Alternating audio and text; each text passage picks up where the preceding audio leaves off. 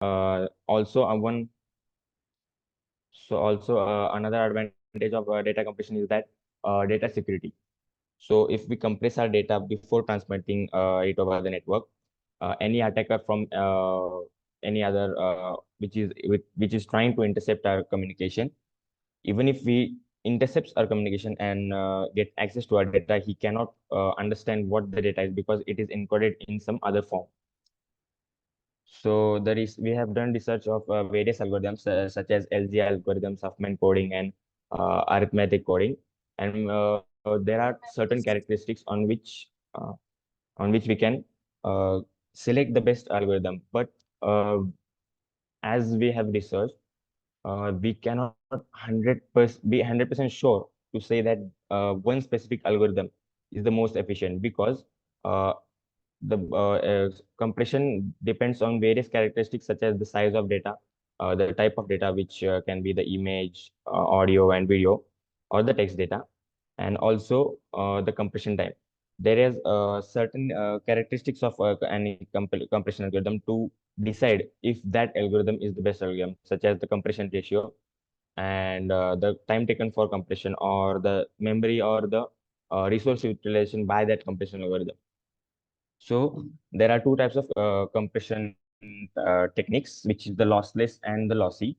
So the lossless is the data compression. In what happens in lossless is that uh, the data is compressed, but the compression amount is not that high. So if suppose we say that we have 1 GB of data, so in lossless compression, the data is only reduced to the data is only reduced to, suppose, let's say 800 MB, 1 GB to 800 MB. But the advantage of this type of compression technique is that no data is lost, which is, I guess, the what we can say is the main thing of data compression, that we have to compress our data, we have to reduce the size of our data without losing any data. The other technique is the lossy compression. In there, what happens is that if we have 1 GB of data, it can be reduced to, let's say, 200 MB or 300 MB.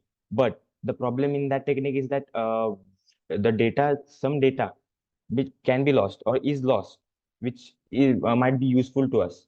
So that is not feasible for us, because if we lose some important data, that can be harmful to us.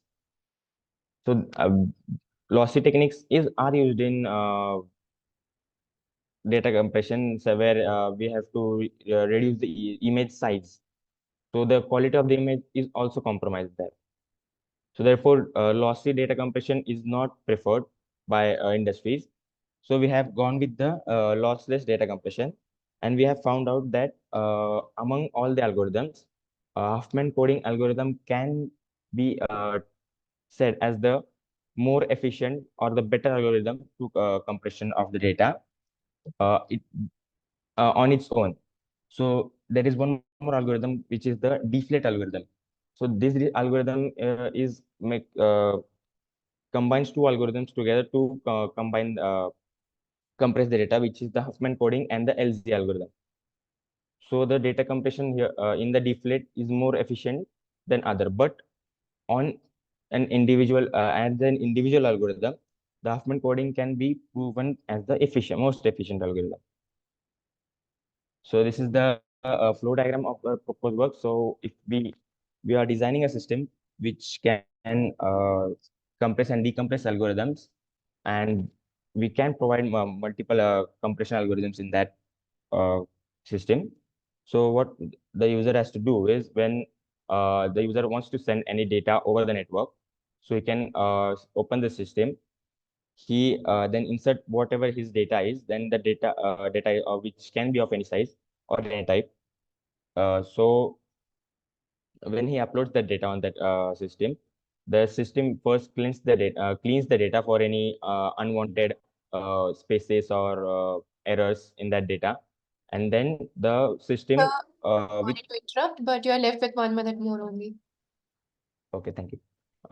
And the system, the using by using AI and machine learning models, we can select the best algorithm, compression algorithm based on the characteristics of the data which has been uploaded. So that data is then compressed and sent over the network from sender to receiver, and at the receiver side, the data is decompressed and the original data can be achieved. So this is the architecture diagram. There are multiple units, or we can say sections in our system, which is the data compression unit or the data cleansing unit, data preprocessing unit. Then the data compression unit, where the uh, most efficient algorithm is selected for that type of data. And then the data is then the data transmission unit is there, which is responsible for the data transmission over the network. And at the receiver side, there is the data decompression unit, which is responsible for the decompression of the data. This is the algorithm and overview. The advantage of our system is that the cost of transmitting the data over the network is largely reduced by using data compression. And also, we can also provide security by using data compression, because the data is already encoded in some form which the attacker cannot as such identify. And also the future scope of this system is that we can provide real-time compression, like while the data is being transmitted over the network. At the same time, you can also compress another data and simultaneously keep sending the data over the network. Thank you.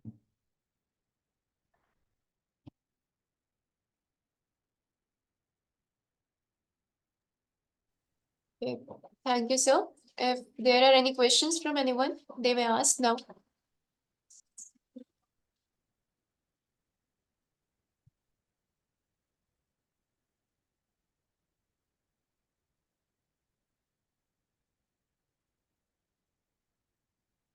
Okay. So now I would like to call Sayali Deepak Khere and her team for her presentation on the paper title Productive Food Waste Tracking Application.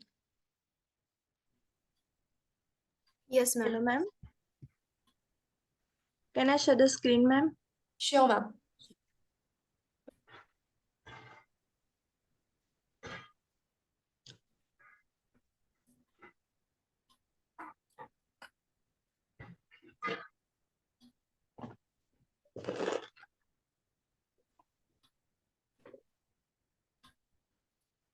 Chetna, please, first slide.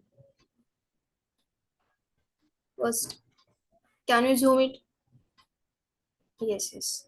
Thank you. Good morning, all. Our topic name is Productive Food Waste Tracking Application. And our college name is Anandra Power College of Engineering and Research, Pune. Next slide, please. These are the contents of our topics. And in introduction part, in the context of productive food waste tracking application, productive like refers to the application ability to efficiently monitor and manage food waste in order to minimize it and promote sustainability. This could include features such as reminders for expiration dates, suggestions for reducing waste, and integration with other systems for donation or composting. In today's world, where food wastage is a significant contributing to environmental degradation and economic loss, the need for innovative solutions to address this problem is more critical than ever. Introducing our food waste tracking application with machine learning detection of food quality, a cutting-edge solution designed to empower individuals and businesses to reduce food waste and make informed decisions about food consumption. Our application harnesses the power of machine learning technology to revolutionize how we manage food inventory and track its quality. By leveraging advanced image processing algorithms and predictive analytics, our system can accurately assess the freshness and condition of food items, providing users with real-time insights into their food inventory.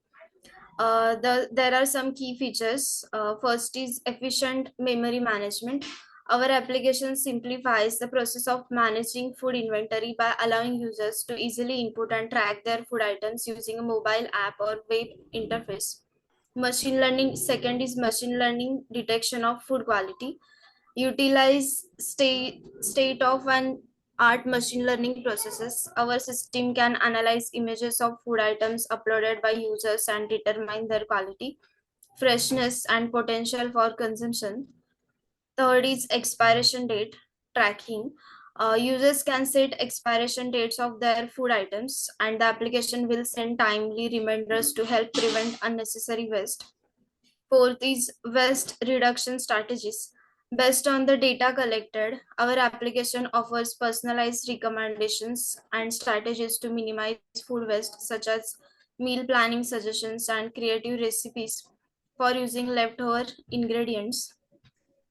The primary purpose of our study is to demonstrate the effectiveness of our Android application in reducing food waste and alleviating food poverty through the seamless process of food donation, collection, and redistribution facilitated by the app. We invent to showcase its potential to make a substantial impact on both the environmental and social fronts. Furthermore, we emphasize the importance of user confidentiality to ensure the security and privacy of all participants in their valuable initiative. Our motive stems from the urgent need to combat food waste, alleviate food insecurity, and promote sustainability. The sheer scale of food waste and its detrimental efficient effects on the environment and vulnerable populations drives our commitment to develop a practical and user-friendly Android mobile application. We are motivated by the potential to make a meaningful impact by reducing food waste, serving those in need, and minimizing the ecological footprint associated with discarded food. The desire to foster community engagement and ensure user confidentiality further fuels our dedication to this initiative. Next slide, please.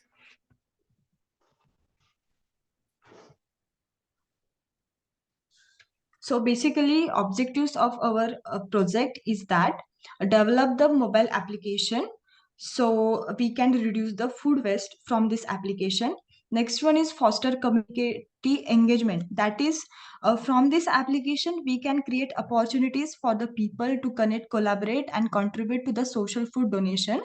So we can socially contribute from this application. So from this application, we are going to building the strong and engaged community. Next one is ensure user confidentiality. So from this application, we are going to give the privacy policies to the users. Their data will be protected. Next one is evaluate sustainability. That is the main objective of our project is reduce food waste. There are the main impacts like effectiveness. The main terminology we are going to use that production to consumption. How much production of food is there and how much food is going to consume through our the project. Next one is environmental impact. There are the many impact if food waste is increase in the social. So minimizing the wastage of food, that is the environmental impact. Social equality, that is the through this application we can support the food donation. People are equally donate we equally participate in food donation. So this is the social equality from this application is going to be held. User experience, so anyone can contribute from Sorry, this application, so can user can contribute sorry, this socially. you're left with last 1 minute more. Okay, Chetna, please go ahead. Yes, this is our literature survey. We have studied and gone through these various papers. So the first paper was an empirical analysis of the factors influencing food waste in Harbin under the heading one person food and multi-person food with structural equation modeling. So the key findings from this paper were factors influencing food waste in Harbin categorized as one person and multi-person food were empirically analyzed using SEM. So these are the next few papers which were we studied. And here comes our architecture diagram. This architecture diagram consists of the user interface, client-side application, server-side application, database, API, authentication and authorization, as well as analytics and reporting and security. So user interface will be representing the user-facing interface of the application, including web and mobile interfaces. It allows the users to interact with the application, input data, view reports, and perform various tasks related to the food waste tracking. Then comes this client-side application, which includes the software running on the client-side devices such as web browser or mobile applications. It handles the user interactions, input validation, and rendering the user interface. Server-side application contains the backend logic of the application running on a server. It handles the user request, processing data, interacts with databases, and performs the business logic related to the food waste tracking. There is the database. This component stores all the data related to the application, including the user accounts, food waste tracking records, reports, etc. It can be relational data like SQL or a NoSQL database, depending on the specific requirement of the application. Also, there is the API, which provides an interface for the communication between the client side and server side application, defines the endpoints of protocols used for data exchange between the client and server. Now, authentication and authorization. This component handles the user authentication and authorization process. It ensures that only authenticated users with appropriate permissions can access the application and perform the specific tasks. Also, we have included the security purpose in our application, which focuses on implementing the security measures to protect the application and user data from authorized access data breaches and authorized and other security threats. It includes the measure such as encryption, secure communication protocols, and regular security audits. Over to the Sakshi. So basically, conclusion of our project is that the study explores the issue of food waste, which has significant economic and social impact. Mobile applications are highlighted as a practical and effective tool for tackling food waste, providing convenient means for better food management and sharing. The primary goal of the proposed mobile app is to promote improved food management by reducing food wastage through facilitating food sharing within communities. The app aims to simplify the process of sharing surplus food with those in need and reducing food waste. And the application also encourages the active participation from communities and fostering a sense of shared responsibilities. Thank you. Thank you for your presentation. Now I would like to call Samohita Bhattacharya for her paper presentation on the paper title Advancing Breast Cancer Treatment, Harnessing the Potential of Diverse Inorganic Nanoparticles. Ma'am, may I share my screen? Yeah, sure, ma'am. I can't share my. I request whoever is sharing screen right now, please stop sharing.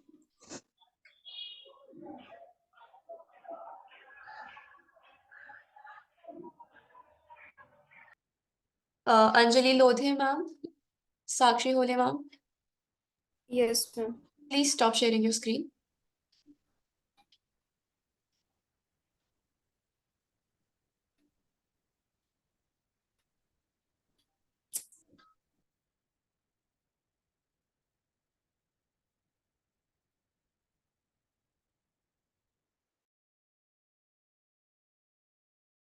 I think, ma'am, there is a problem. Just wait for a minute. Sorry for that. Okay.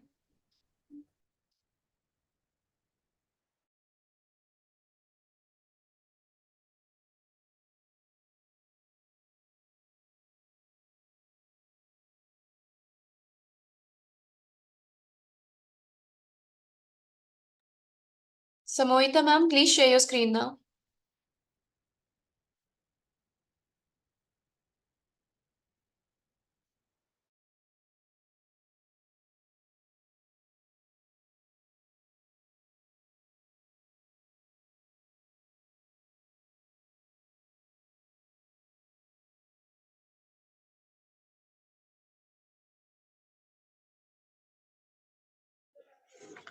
Good morning. My name is Shamohita Bhattacharya, and I'm honored to have this platform to share my insights on advancing breast cancer treatment, harnessing the potential of diverse inorganic nanoparticles.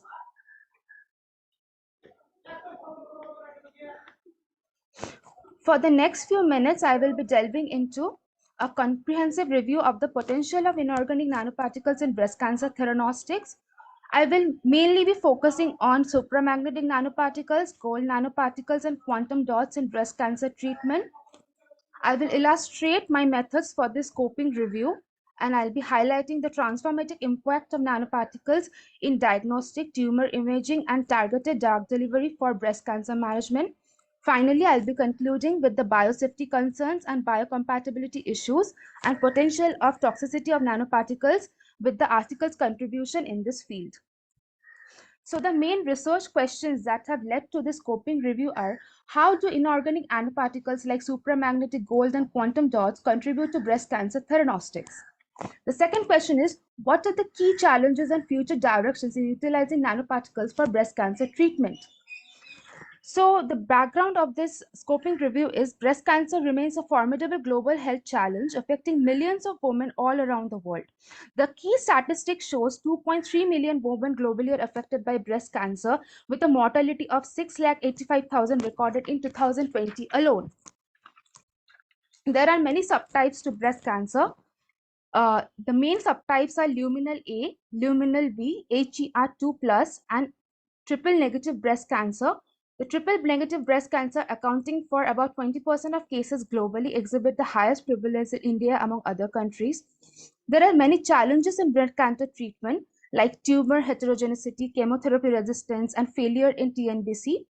Overcoming these challenges is vital for effective diagnosis, and this can be done with revolutionizing technologies like nanotechnology. Nanotechnology has a lot of advantages over primitive technologies like small size, extended circulation time, enhancing drug encapsulation, and active and passive drug transforming encapsulation. The main methodology used in this scoping review is I primarily use Google Scholar as my central database during my research, as it offers access to reliable and validated knowledge base. I focus on sourcing quality materials, including peer-reviewed journals, articles, and conference proceeding to ensure the reliability and validity of my findings. My inclusion criteria was straightforward. I prioritize articles with full text availability to enable comprehensive review and analysis. Additionally, I restricted my research to articles published in English with a publication year of 2000